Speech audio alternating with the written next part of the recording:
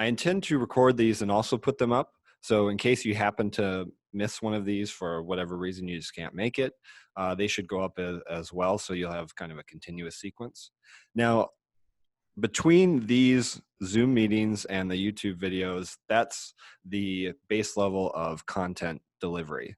Now, just watching the YouTube videos would not be enough because it's only partial content, and just attending the Zoom meetings would not be enough. So you really need both of them. And as I mentioned here, you're both expected to ask questions in chat, and it goes towards your grade. So you can kind of think of it as a way to, boost your grade really. Also, by asking you to ask questions, it hopefully will break the barrier of people feeling, reluctant to ask questions, because there have been plenty of times I've taught for a while now. And there have been plenty of times where I know students have questions, but they just kind of feel embarrassed to ask. So hopefully by making it a part of your grade, you'll ask questions and that'll remove some of that embarrassment.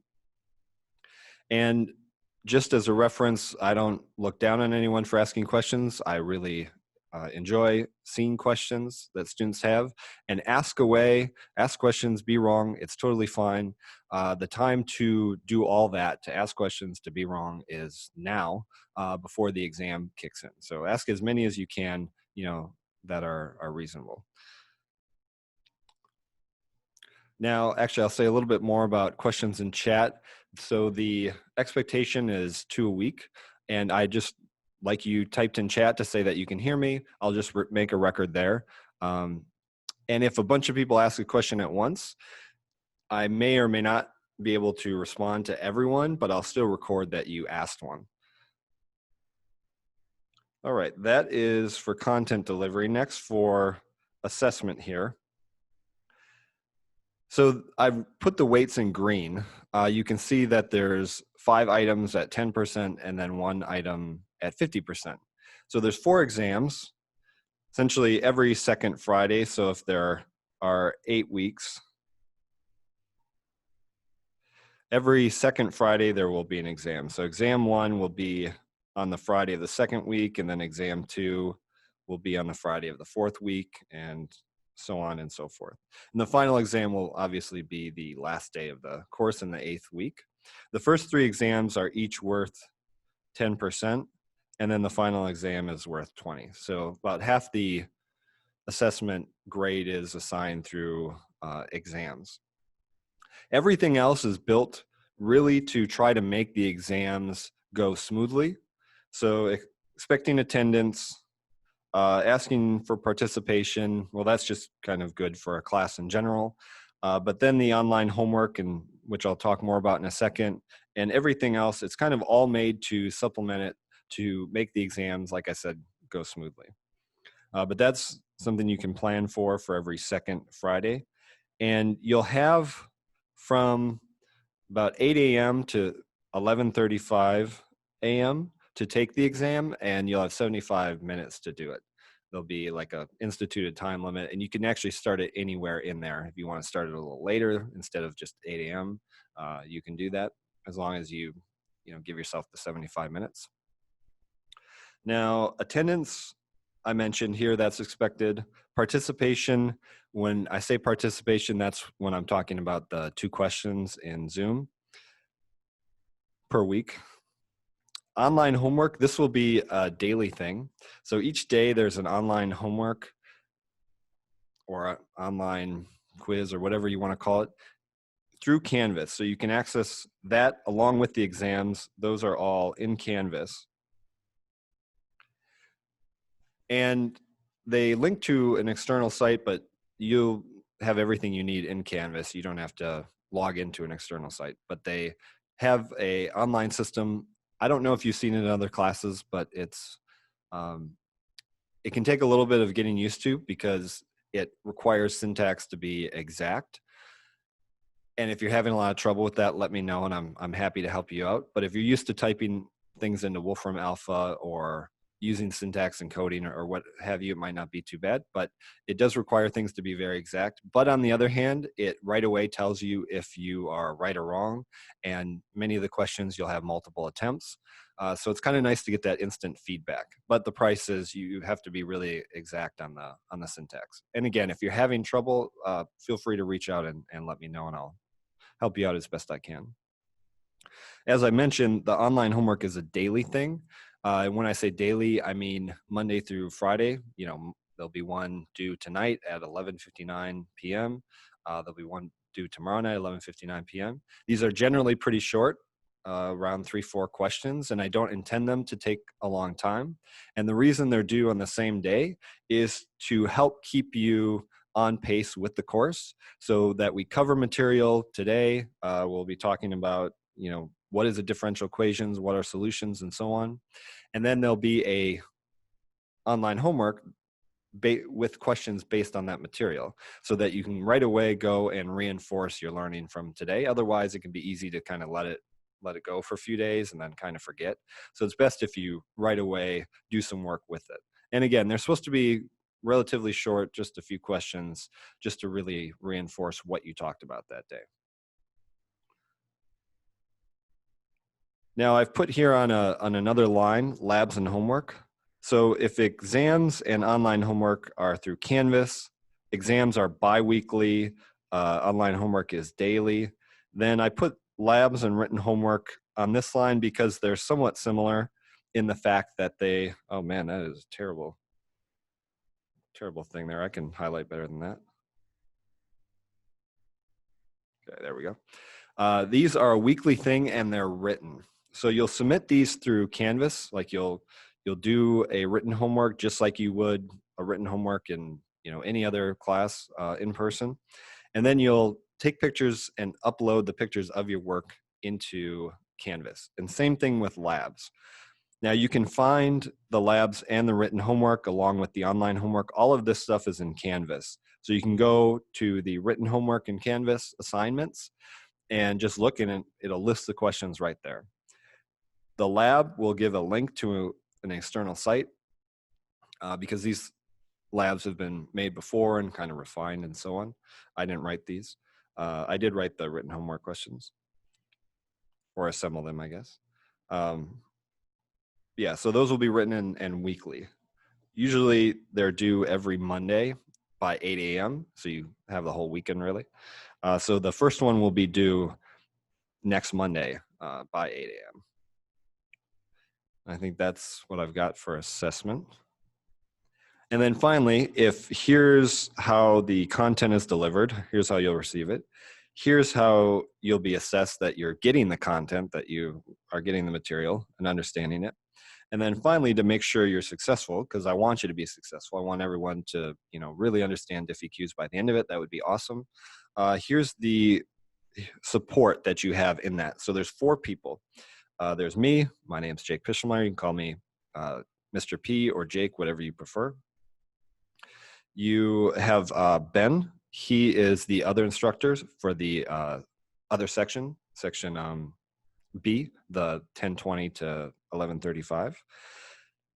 And then there are 2 other graduate students, Sophia Rested and Thu Lee, who will be just working like help session type hours. And really, outside of this Zoom meeting, all of us are really working the same hours, where we'll just be in Zoom, and you can find our Zoom ID and password in the syllabus. There's kind of a list of when we'll be available, what's our Zoom ID, what's our password. And during those times, we'll essentially just be waiting for you and other students to show up and ask whatever questions you have. You can ask questions about, you know, what we talked about in a video, what we talked about during a Zoom session here, about the lab, online homework, written homework, whatever. Anything course related, you're welcome to ask about. It's a free-for-all.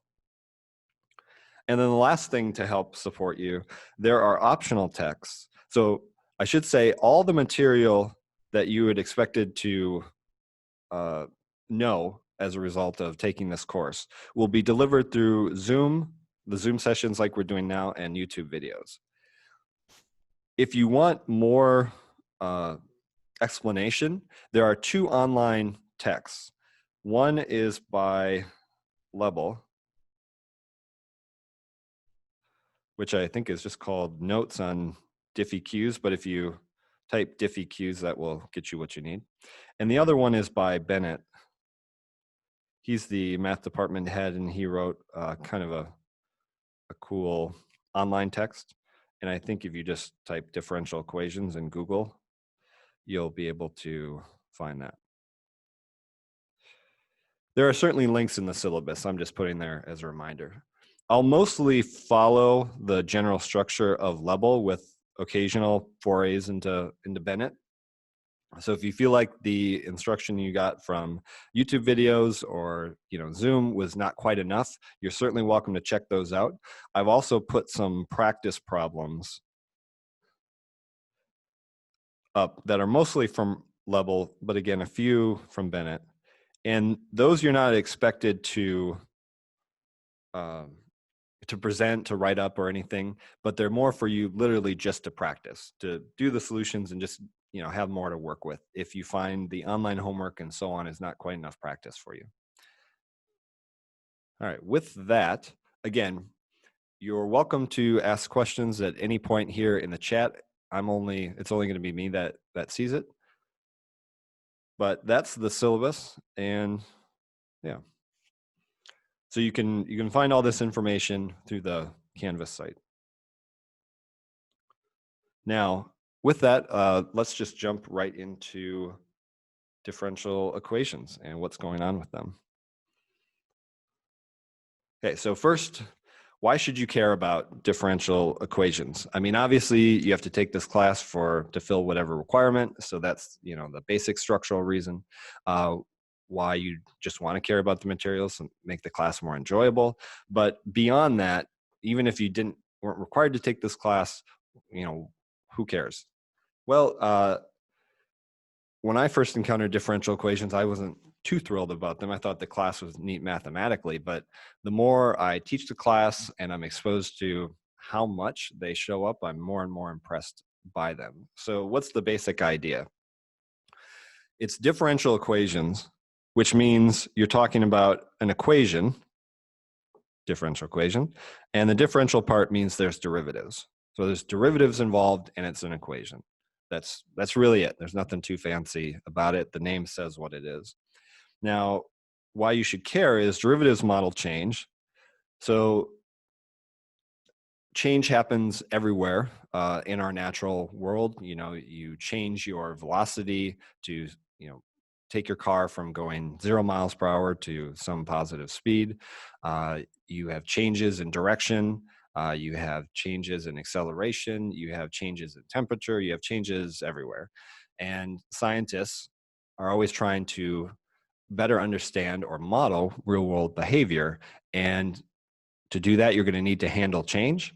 And to do change mathematically, the way to do that is with derivatives. So hence you have differential equations. Now I'm going to try to do a screen switch here. I'm not a working scientist who, does crazy things with differential equations. I'm a mathematician. So I thought I would kind of pull from another source to show just all the different ways that people use differential equations. So I'm going to change the screen share from this Blackboard style to, let's see if it'll get a browser here.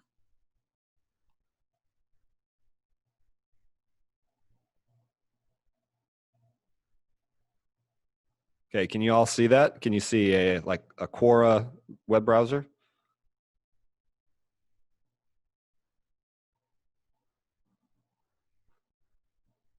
Okay, cool.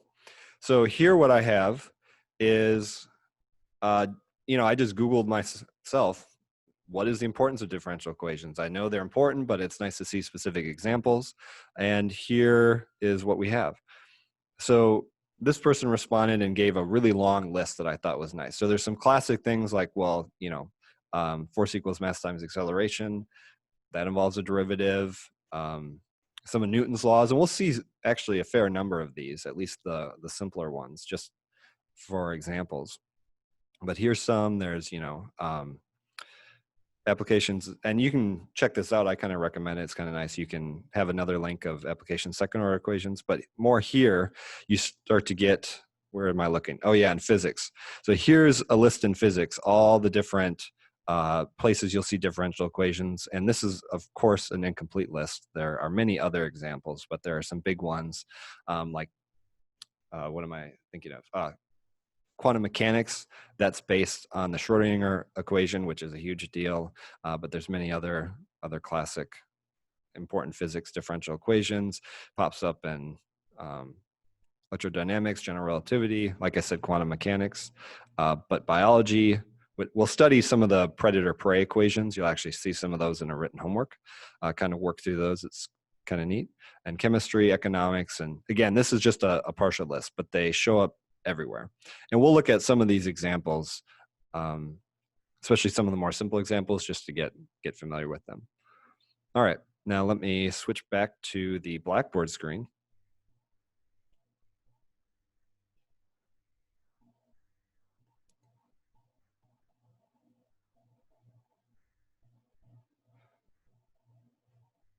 Okay, let me get this up.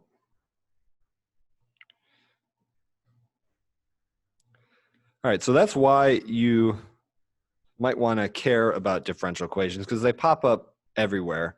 And really, I can't stress enough, they are the thing that scientists use to model real world situations. And in Lebel, there's this nice little diagram that I like, that essentially you have, real world behavior that you'd like to study. Maybe I'll put that one color. Then, we care about real world behavior. If we're scientists, if we're engineers, we want to know, what are the forces acting on this bridge that would cause it to, potentially collapse. These are changes in force, changes in motion, and so on. And actually, this is an aside, sort of, but I saw an article the other day talking about how the Golden Gate Bridge had some remodeling done, and now it like whistles in high wind, or like does this weird song, which was kind of neat. You could hear it like 3 miles away. But anyway, so there's real world behavior you want to model. And what you do is you come up with a mathematical model. You come up with something mathematical that we study, that we understand, to represent what's going on in the real world. Because we can work with mathematics, we can find solutions to equations, and so on and so forth. We can apply mathematical tools to get a solution. And the idea is, hopefully, by finding a solution, what we'll do is model real world behavior well. The goal is to model it perfectly. That's often an impossible goal because the real world is just so complex. So oftentimes when we abstract to a mathematical model, we're just hopefully trying to capture as much of that behavior as possible without making it too complicated to where we can't even find solutions or can't even work with the mathematics. So yeah, if you care about real world behavior as a scientist, engineer, then differential equations are going to pop up. Because again, differential equations involve derivatives, and derivatives model change. Change is everywhere in real world behavior. All right, so now mathematically, what is going on with these things? What are they? As I mentioned, there's two parts to it. There's the differential part, and then there's the equation part. So it's really nothing more than an equation with derivatives, essentially. So a differential equation, an equation with one or more derivatives. And that's pretty broad when we say derivatives. So it can be second order derivative, third order derivatives. You will pretty much always have, once you get beyond the first order cases, you'll pretty much always have more than one level of derivative. So you have a first derivative and a second. And let's look at some examples. So you could have something, let's say d capital T, d lowercase t is equal to t, for instance. Now, it's important to note dependent versus independent variables. So right away, I'll note that there's an independent and a dependent variable in all the cases we'll look at.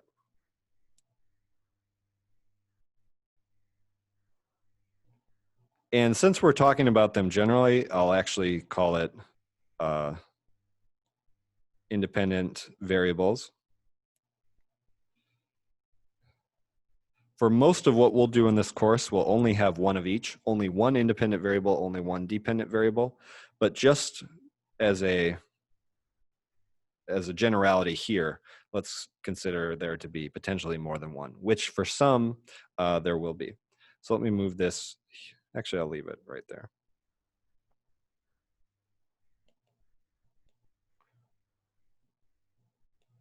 So here we have the differential equation like I showed, d capital T over d lowercase t. The independent variable is always the thing we're taking the derivative with respect to, so lowercase t. The dependent variable is always the thing we're taking the derivative of, so in this case, uppercase t. So the way to think about it is the change in the dependent variable depends on the change in the independent variable. Now let's say we look at, how about y double prime plus cosine of x, y is equal to 3. Now this has a independent variable of x. It has a dependent variable of y. Again, we know that the y is the dependent variable because we're taking the derivative of y. And you may see either notation. You may see capital T, or you may see d dt, which is called Leibniz notation, which I'll write here just for your reference. And then the other one is just kind of sensibly called prime notation. And you'll see both. Sometimes they'll even be mixed. But what are some other examples? You could have some quite wild examples, such as, how about x triple prime cubed plus cosine of x equals, I don't know, x to the x or something. Now in this case, we're taking the third derivative of x, so that means x is the dependent variable. And if it doesn't show an independent variable, which is a special type of differential equation or a special property, then we can really choose any one we want so long as it's not x that we already have. So in this case, maybe I'll call the independent variable lowercase t. So these are some examples of differential equations. They're just equations with derivatives in them. That's really the long and short of it.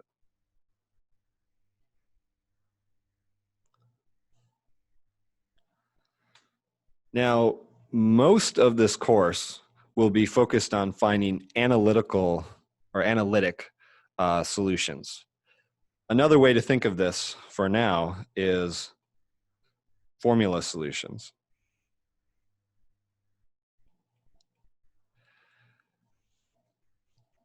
Most of the time, what we'll do is we'll take a differential equation and we'll find a formula that is its solution. Sometimes that won't be possible to find a nice formula. So in that case, we have to do numerical solutions. And what those are approximations. And let's say a set of approximated points.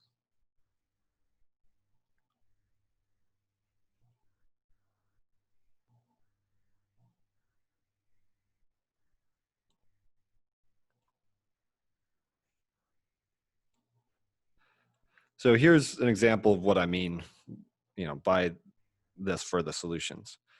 Let's say we have dy dx is equal to something really simple, is equal to y. Now you may or may not be able to guess this, and I'll open up to you guys just to see if it's clear or not. But can you think of a function y where its y is something in terms of x, that if you take the derivative of y, you just get y back? Can you think of something? And if you can, go ahead, write it in chat. That'd be great if some people could think of it. It's okay if you can't. But can you think of something, you take its derivative, you just get the thing back?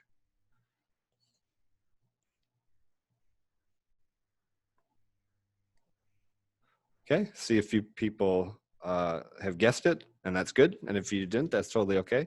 But in fact, the function y equals e to the x is exactly such a thing. So if you take e to the x to be y, you take its derivative, you will get back just the same thing itself. So what that means is this thing here is a solution. And when I say formula, this is what I mean. I mean that it's, I don't know another way to say it really, besides it's just a formula. You can substitute in a given x value, and this formula will give you a set y value. So that's what we mean when we say analytic. There's a little bit more to analytic, namely that we get solutions of functions that are really nice. Essentially, they have derivatives at all levels. But for us, what we really mean here, or functionally what we mean, is that it's some nice formula. Compare that to the case of numerical solutions. So with numerical solutions, you won't get a nice formula where you can substitute in any single x you want within the domain and then just get out a y. You'll instead have a bunch of points. For a second, if we think about the analytic part, we can graph this. We can graph analytic or a formula. And let's say if we have y equals e to the x, I'll color that, let's say, green. And then we take that and let's see, it'll look something like this. If here's our x-axis and here's our y-axis. Now compare that to numerical solution. So let me just rearrange this so we have the two different sides. It's a little more clear. So numerical solution, let's say we have the same axis, but it won't be that we can get some nice formula like what we've written in green here, y equals e to the x. Instead, what we'll do, and I'll put this in a different color, maybe red, is we get a series of points. So we may get something that looks like this.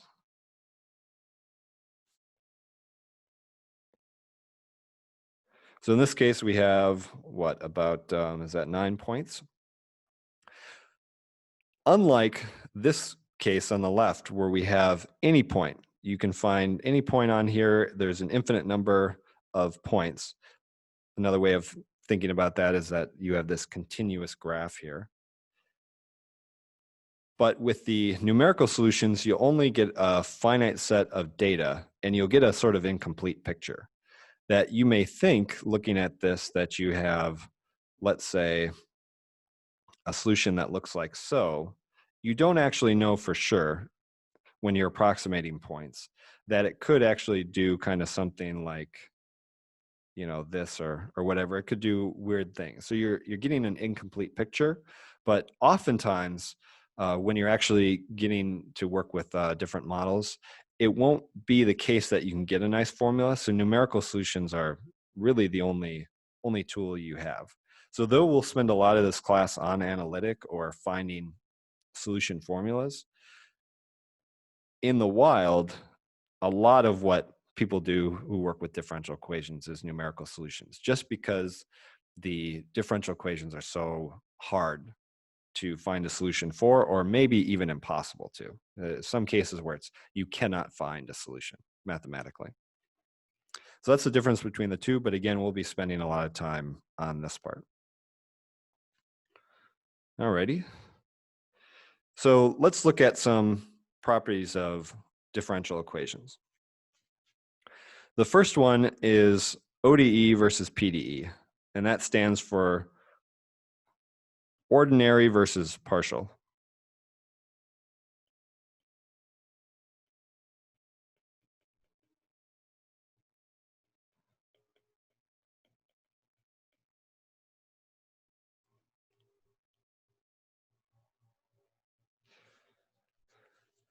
Ordinary differential equations will be what we study in this course. Partial differential equations I'm not sure offhand if they have an undergraduate class in it. I imagine it, but it certainly does pop up a lot. If you go back to that Quora link that we looked at, there's a number of them that are partial, maybe even most of them.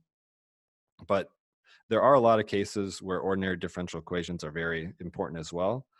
In fact, in some fields, you don't even need to work with partial differential equations. Ordinary are still a big deal. And they're simply whether you're taking derivatives of a single variable function or a multivariable function. So ordinary is really single variable,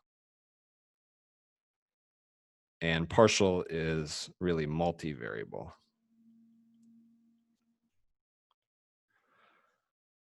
So let's maybe look at examples of both. So an ordinary differential equation would be something like, well, dy dx is equal to x. Another example might be, I'm going to put it in prime here, y double prime plus 3y prime plus 2y is equal to cosine of x. In each of these cases, we have a single dependent variable and we have a single independent variable. So when you're taking the derivative of y, for instance, or the second derivative, if you know the independent variable is x, you have no ambiguity about what derivative you're taking.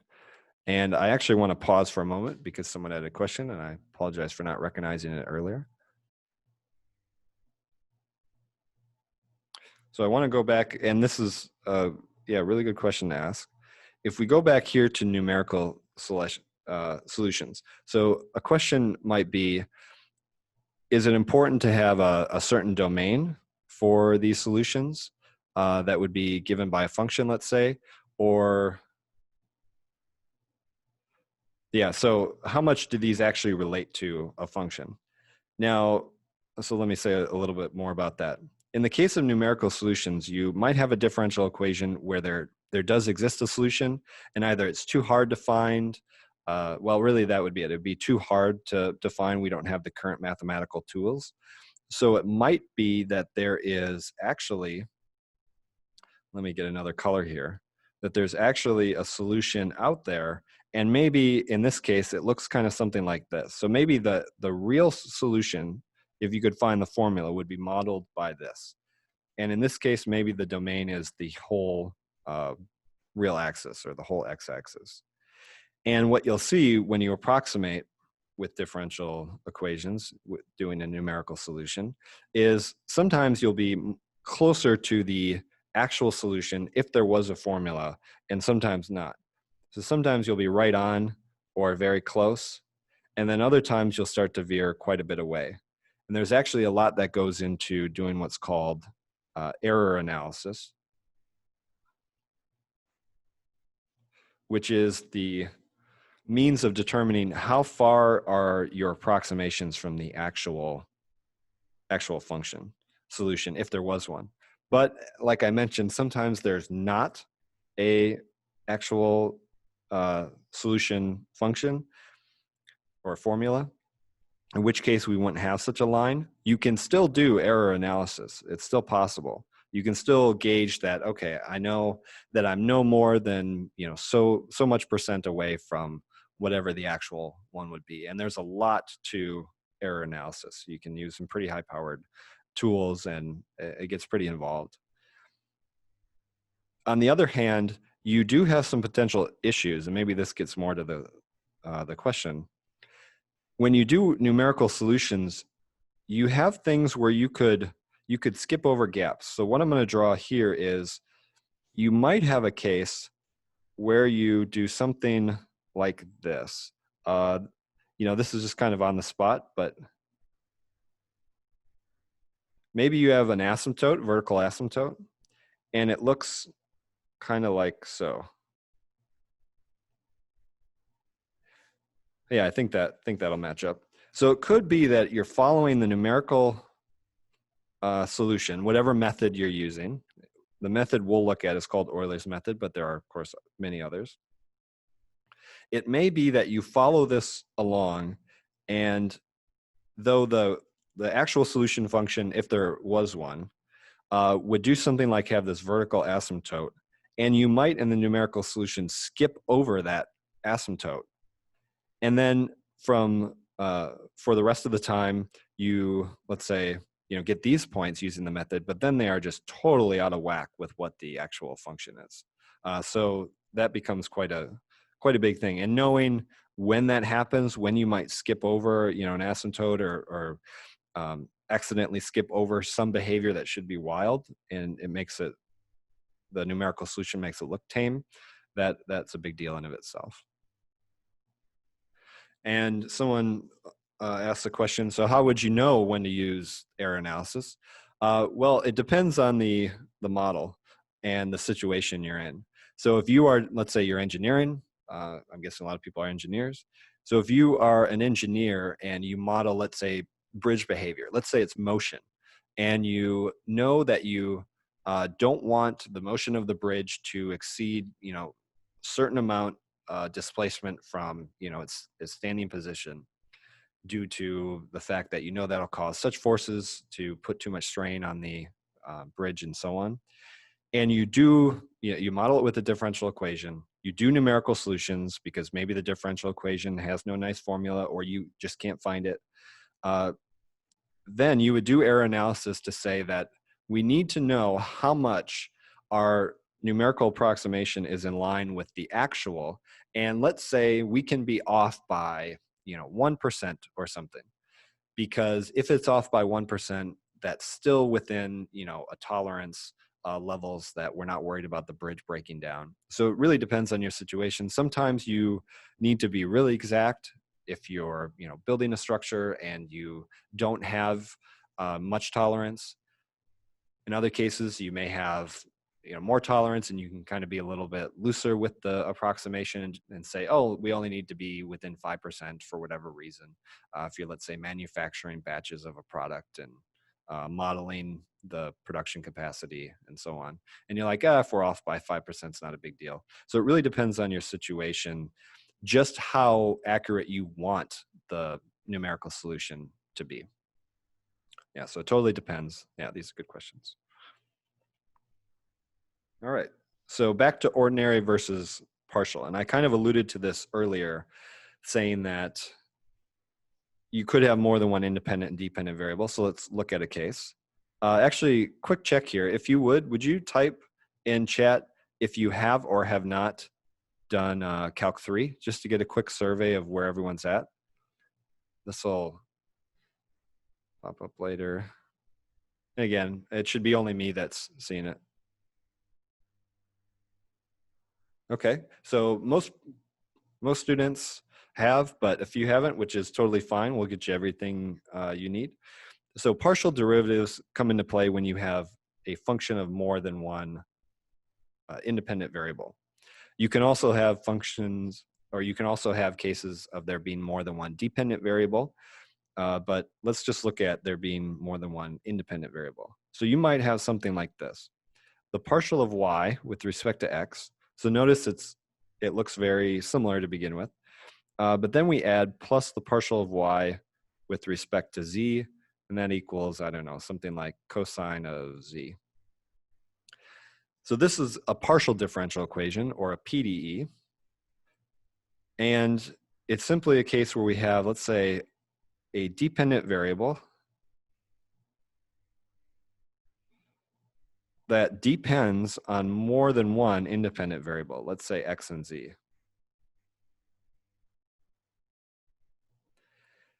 Then when you're taking the derivative of, let's say, y, you have to ask yourself, what are you taking the derivative with respect to? Are you taking it with respect to x, or are you taking it with respect to z? That's why we introduced the partial notation. We have these are,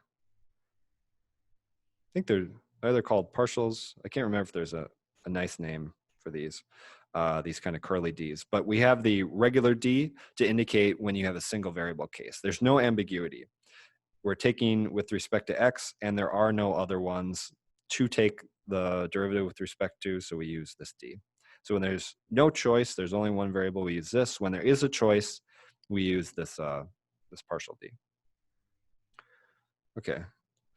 And as long as a partial derivative shows up, it's a partial differential equation. That's really all there is to it.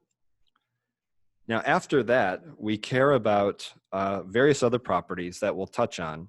And the reason we would care about these after order is oftentimes these properties will determine what kind of solution methods we can use, how we can either model these differential equations. They essentially tell us, okay, here's how you can think about or work with this differential equation.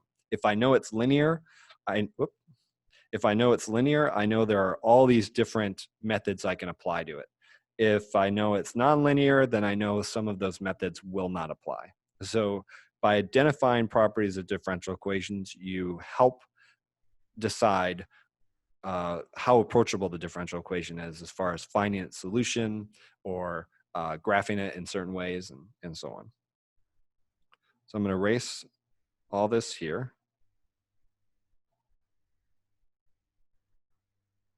And now let's look at order. So the order is simply the highest level derivative. And let's look at examples right away. Actually, because I'm compulsive, I'll rewrite that a little nicer. So with order, let's just say we have dy dx is equal to y. And then I'll write a few more just so we can kind of bounce between them. Let's say, again, y double prime plus 3y prime plus 2y is equal to 0. And then maybe what?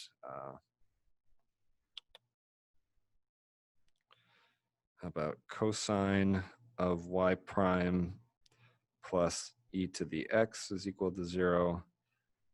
T times y is equal to y triple prime squared. Okay. All right. Yeah, here are some examples. Now, someone asked, so how much will this course work with partial differential equations? The answer is pretty much not at all. I'm going to just think for 1 second if there's any place where it shows up. And the answer is no. So we should not see partial differential equations at all. In some courses of, introduction to diff EQs like this, you may see it at the very end, but this one won't have it whatsoever. So you don't have to worry about partial differential equations at all. We will take a partial derivative for it'll actually be a first order differential equation to check whether it's a certain property. But when it gets to that, we'll go over partial derivatives and it's very straightforward to compute them. So it's not going to be a big deal at all. Now with these differential equations here, let's see what the order is. Now I said it's the order of the highest derivative. So if you look in this case, we have dy dx is equal to y. The highest order derivative is the first order. You can think of y, since it's the dependent variable, as being the 0th order.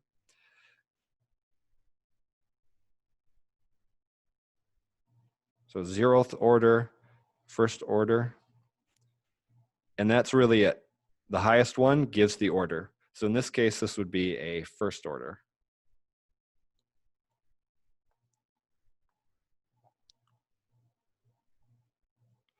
In the second case, we have a 0th order. We've got a first order. We've got a second order. We just look, what's the highest order? It's 2. So this would be a second order. Now, it doesn't matter what you're doing with the derivative. You could put the derivative in as the argument of, let's say, cosine, or you could take and do something like you could square it. But it doesn't matter what you do to it. You just look at the highest one. So the highest derivative in this case is 1. So it's first order. And in the second case, or sorry, the last case, the highest order is third order. We have a third order and a 0th order, where again, we say that the y is the dependent variable because we're taking the derivative of y. And this would be third order.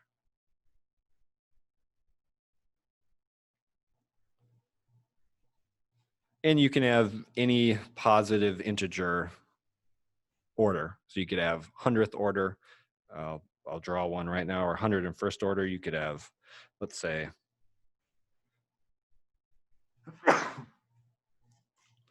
you had x to the 101st order, which is saying the 101st derivative plus x to the 99th order plus y is 2. So this would be a case where this is the 101st order derivative. And that's all there really is to it. Now, as far as what this means for us, we'll start the first 2 weeks looking at first order diffeq. Actually, 1 second.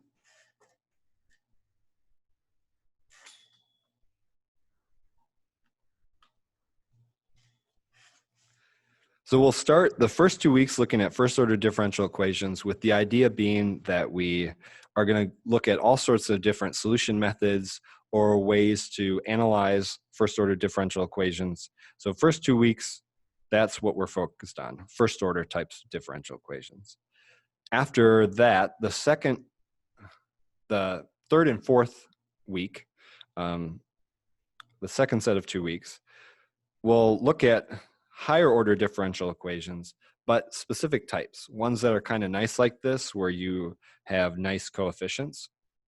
So we'll look at higher order differential equations, mostly second order, because there's a lot of interesting modeling you can do with that. But we'll also look at higher than second as well, but they'll kind of be of a general form that are nice to work with.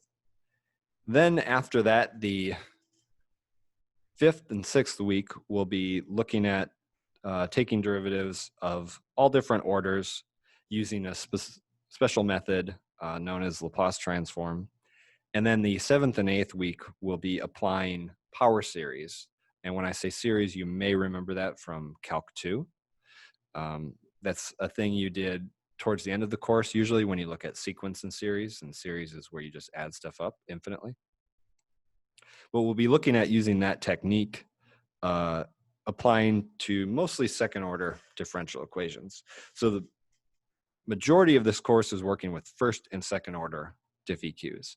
The reason being is that even some first order differential equations can be difficult to find the solution to, but we'll yet look at a lot of methods and a lot of types of those. And then as soon as you get past first order, it can, in general, just be really difficult to find solutions. So we'll kind of look at cases that are relevant to you because they model behavior you'd see in your other classes and are just accessible so that we can actually get somewhere. All right, so let's look at linear versus nonlinear. Linear will be a big deal, and we'll talk about it more later. There'll be a video that I post up, so on a Tuesday or Thursday, the material will be to look at the linear differential equations video and what the form is, but it's worth talking about now because it's such a huge deal. And it follows this form. So a differential equation is linear. Let me write what I'm saying. A differential equation is linear if it can be written in the following form.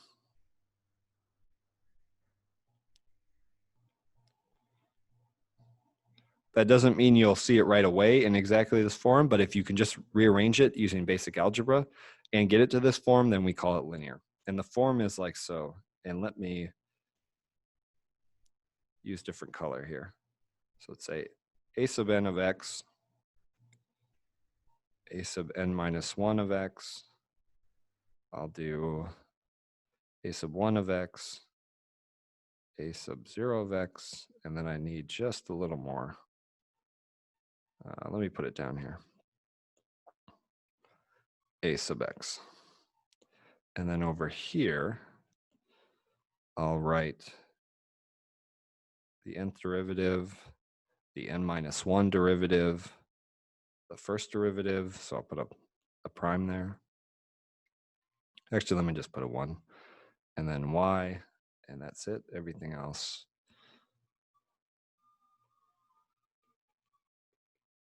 Okay, so it looks like this. If the dependent variable is y,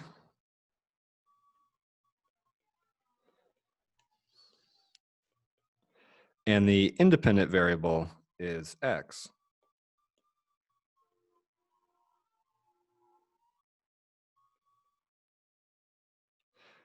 then what we have is this form, where you'll notice that as far as y, what we're doing is only taking the derivative, and that's it.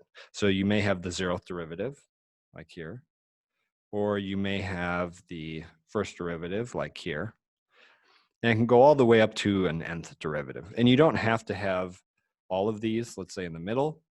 You could just have, let's say, the 10th derivative of y and then nothing else. But if you do have y, all you're going to do with it is just take its derivative. Beyond that, what you'll do is you'll multiply it by some function of the independent variable, and you won't do anything else to it. For example, let's say we have y prime plus cosine of x, y is equal to e to the x. So if you would in chat, just let me know whether you think this is linear or not. And right or wrong, I don't care. Only I'm going to see it. I'm just kind of curious what you guys think, how you're processing this.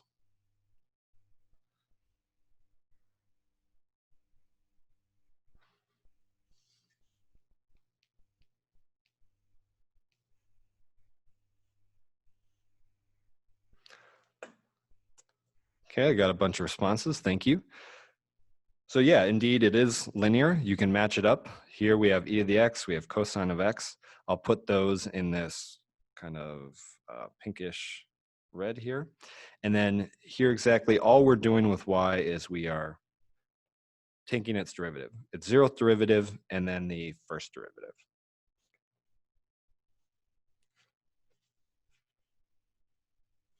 And someone asks, could it be linear if you have multiple coefficients of x?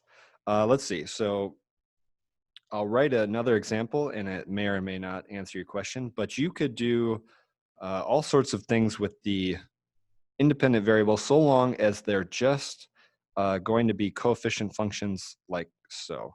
For instance, maybe we could take this exact same one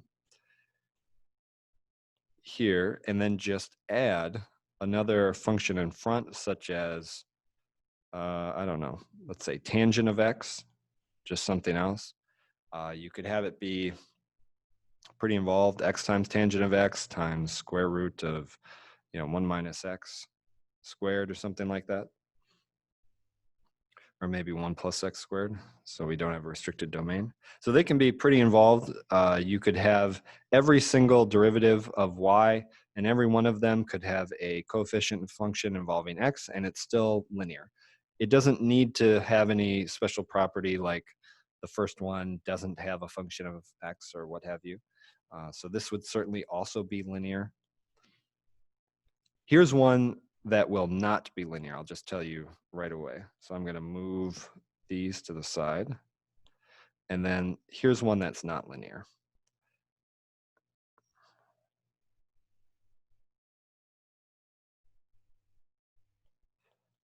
And let's see if you can determine why is it not linear. Okay, so if you would in chat, just tell me why you think it's not linear. What's the thing that causes it not to fit the right form?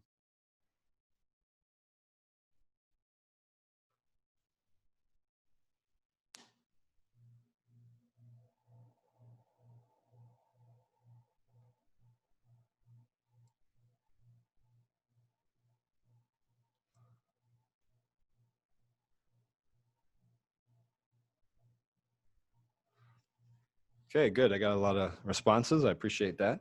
Yeah, indeed. It is this y here. This is the problem. Maybe I'll just put that in a different color to really distinguish it. What would be nice and bright? Let's do blue. Here, the y and the y prime will match up. And so will the cosine e to the x and the e to the x. That's fine, but it's this y here that'll cause it to be nonlinear. And that's really it. So you're either linear, you fit the form, or you're not, and then we call it nonlinear. We'll look a lot at linear differential equations, namely because they're just so much nicer to work with. All right. I'm now going to delete this. Actually, I'm going to keep it up for 1 second, at least this general form.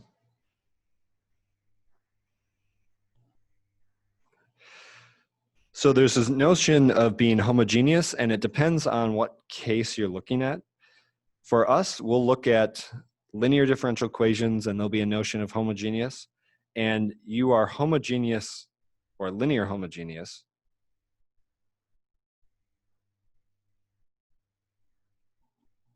you need to have two things be true. One, it's linear. That's the linear part of linear homogeneous. And then the other part is that a of x should be equal to 0. And you don't have to really understand deeply at this moment why that's important. I'm just saying it's a property. It'll be later that we look at linear homogeneous differential equations to start with, figure out how to solve them, how to get solutions, and then we'll scale up from there to where a of x is not equal to 0. So it's basically going to be a starting point for us. Linear homogeneous differential equations are just easier to work with than nonlinear, or homogeneous, linear but non-homogeneous. So that homogeneous just is a little bit nicer of a property. Good starting point. If we are nonlinear homogeneous, for us, we'll see this only in one form.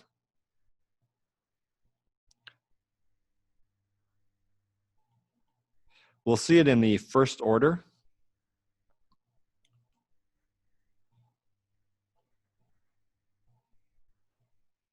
It'll look kind of something like this. So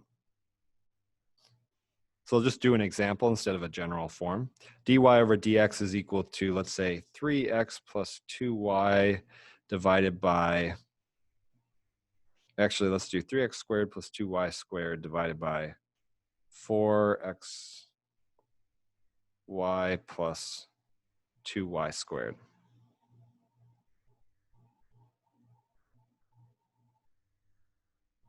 Okay, now what does it mean? I just wrote an example, but I didn't say what it means yet. So what it means to be linear homogeneous is if you call this, let's say, f of xy, it's a function capital F that depends on x and y. For it to be nonlinear homogeneous in this first order, what that means is if you take f of xy, or actually let me start with t. Let's put this in green's a good color, I think. F of tx and ty. So that is, you substitute every instance of x with tx, every instance of y with ty. What you should then get is exactly the same thing as if you just had x and y. And that's it. So this property is what it means to be nonlinear homogeneous for first order differential equations.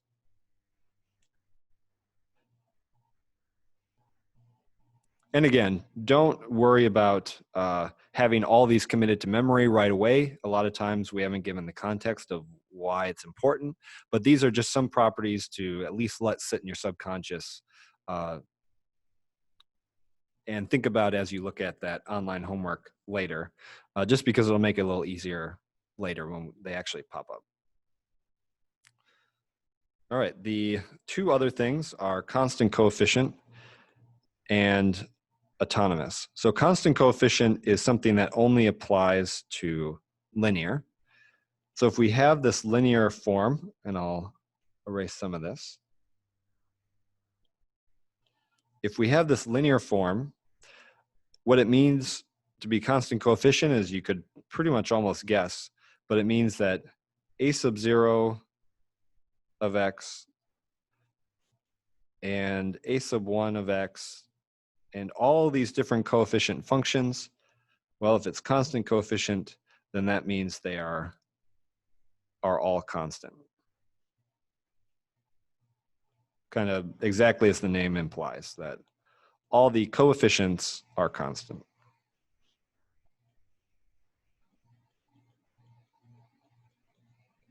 We'll be doing a lot with linear constant coefficient differential equations for sure. They're a particularly nice higher order type of differential equation that you can solve just by turning it into an algebra problem, essentially.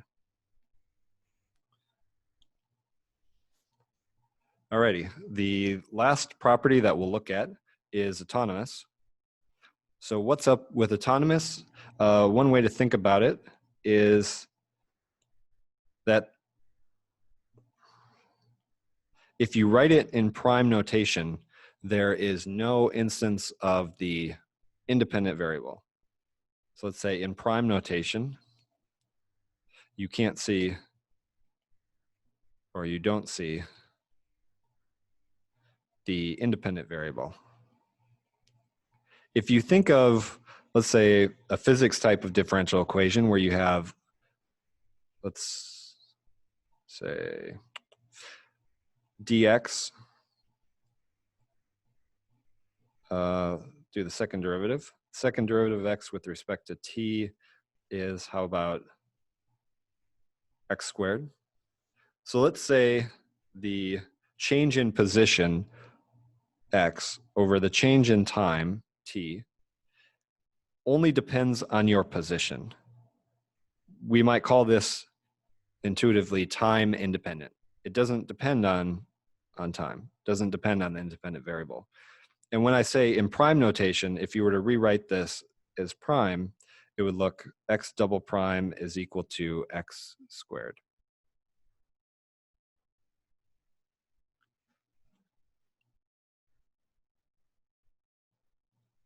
And I want to go back to constant coefficient differential equations. Some people ask some good questions. So for constant coefficient, some notes on them.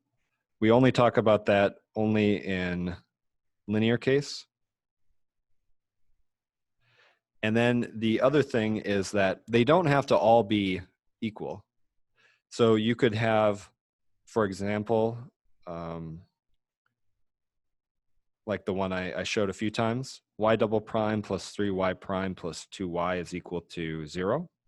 So in this case, all of the coefficient functions, the things in front of y or y prime, each one of those are equal to a constant. The constants can be different.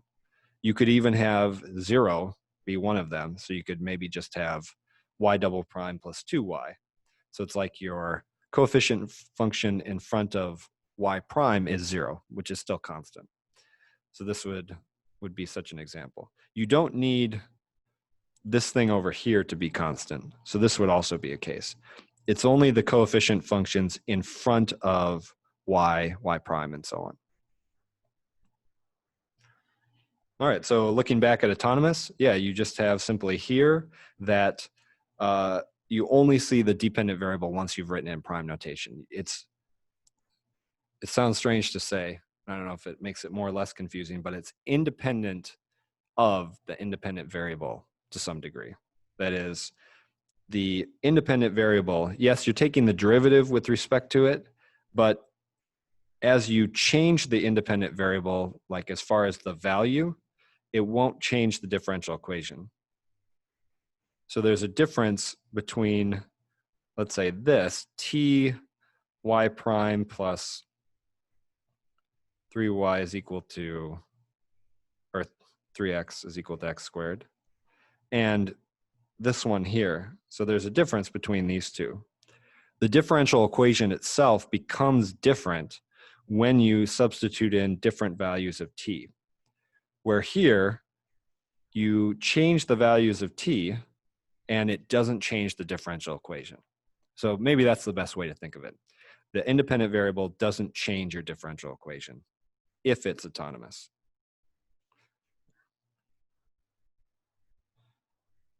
Okay, and the last thing I want to talk about is checking whether something is a solution to a differential equation.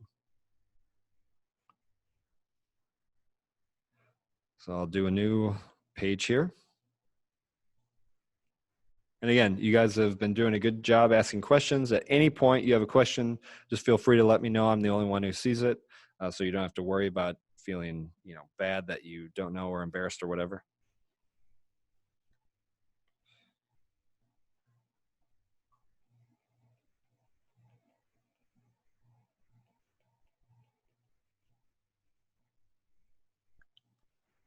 So now let's check solutions. We're going to have a differential equation, and we're going to see, is it a solution or not? So let's say we have the differential equation.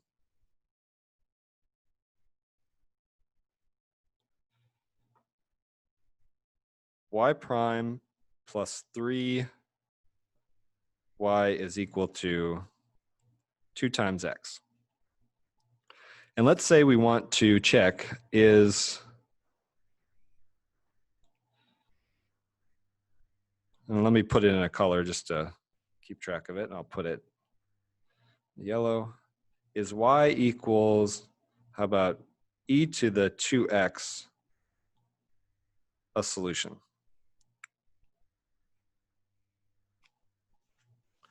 So how we check if something's a solution, just like if we had the function or the equation 3x plus 2 is equal to 0, if we wanted to check is x equals negative 2/3 a solution, so just going back to some basic algebra, what we would do is we'd substitute that x equals 2/3 into this equation and just see, is it true or is it not? And a nice way to do this, at least this is how I do it, is to think of this as a right-hand side and then a left-hand side.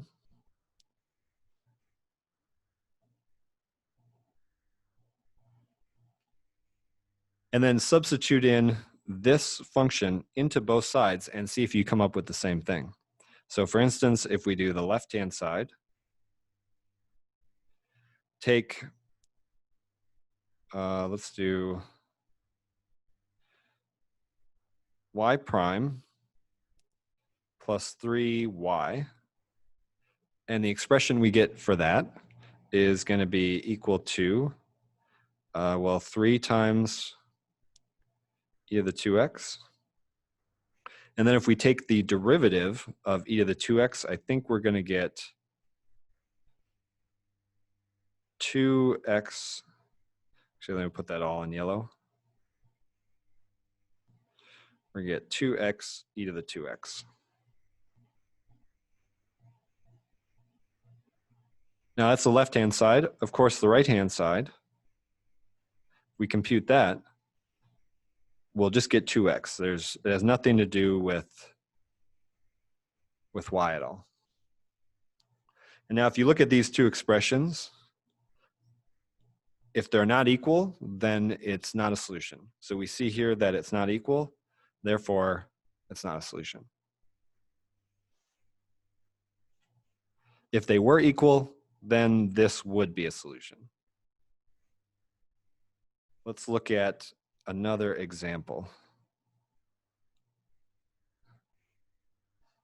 And again, if you have a question on this, if it's going too fast, just let me know. I'm happy to change the speed or go back. You can always flip back.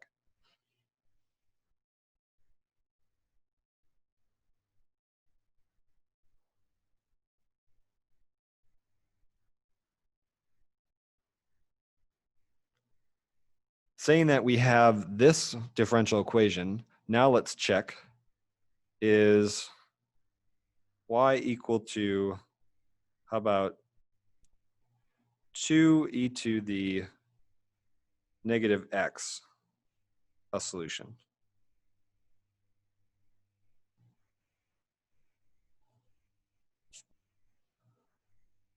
If we go through and we take the derivatives of this, of course, y double prime is going to be negative 2e to the negative x. And actually, let me change this to 2. And then we take y double prime is equal to 2e to the negative x. And if we substitute this in, so we take y double prime plus 3y prime plus 2y. And if we call that our left-hand side,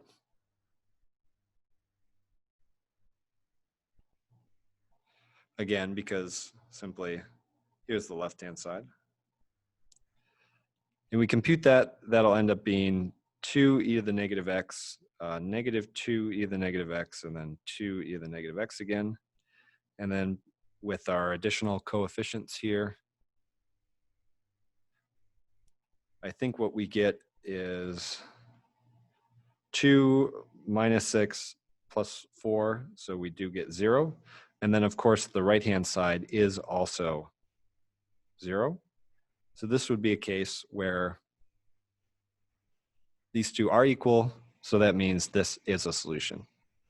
And that's really all there is to it. Just substituting in to both sides and seeing whether the equation holds true.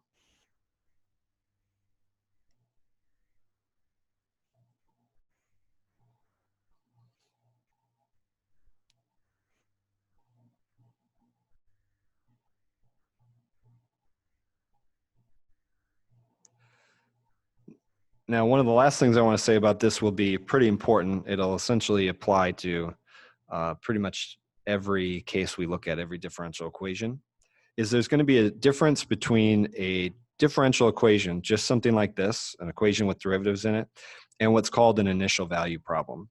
You'll notice if you check this on your own, I won't do it just for the sake of time, but if you check this on your own, y equals, how about 5e to the negative x is also a solution.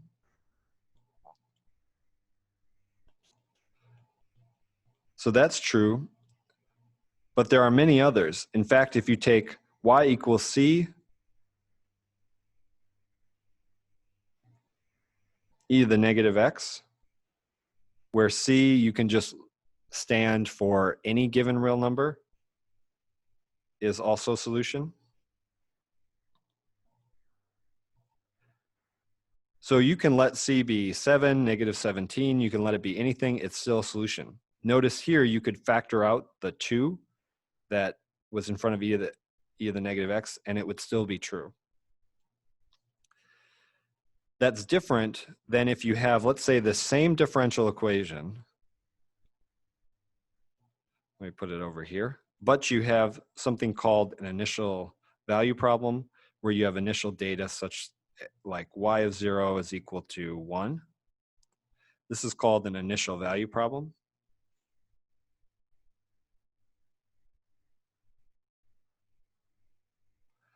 To check whether a formula is a solution to this, you have to check not only that it satisfies the differential equation, but also that it satisfies this property. For instance, if we look back at this, y equals 2e to the negative x. Yes, this thing satisfies this equation when you substitute it, but it's not the case that if you plug in x is 0, that you get out y is equal to 1. So this would not be a solution to this initial value problem. In fact, I think the only thing that would be if you just had a 1 in front here. This would be because it satisfies not only the differential equation, but also this.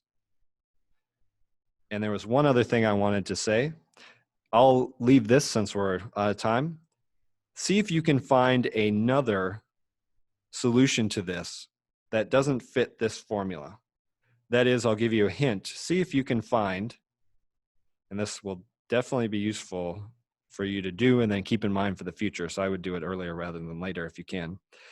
Find some y is equal to k, where k is a real number, like y is equal to 2 or y is equal to 5 or something like that. Try to find what k should be that would also satisfy this differential equation. That would be something called the singular solution, and we'll talk more about that later. But with that, thanks for showing up. Remember, you have something due tonight, the online homework, and you can find out all this information on the syllabus through the Canvas site. And as always, if you've got questions, feel free to let me know. You can even stick around here if you like.